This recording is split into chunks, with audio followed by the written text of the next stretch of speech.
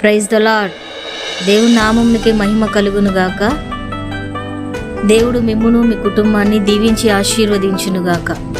ఈరోజు కీర్తనల గ్రంథము 23వ అధ్యాయము 1 నుంచి 6 వచనములు చదువుకుందాము. యెహోవా నా కాపరి, నాకు లేమి కలుగదు. పచ్చిక గల చోట్లను ఆయన నన్ను పరుండజేయుచున్నాడు. శాంతికరమైన జలముల యొద్ద నన్ను నడిపించుచున్నాడు. నా ప్రాణమునకు ఆయన సేద దీచుచున్నాడు. తన నామమును బట్టి నీతి మార్గములలో నన్ను నడిపించుచున్నాడు. గాఢాంధకారపు లోయలో నేను సంచరించినను ఏ అపాయమునకు భయపడను. నీవు నాకు తోడయుందువు. నీ దుడ్డు కర్రయు నీ దండమును నన్ను ఆదరించును. నా శత్రువుల ఎదుట నీవు నాకు భోజనము సిద్ధపరచుదువు. నూనెతో నా తల అంటియున్నావు.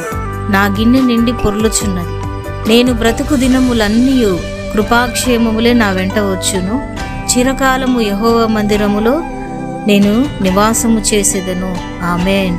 ఈ వాగ్దానాలన్నీ మన జీవితంలో నెరవేర్చబడునుగాక. Amen. God bless you all.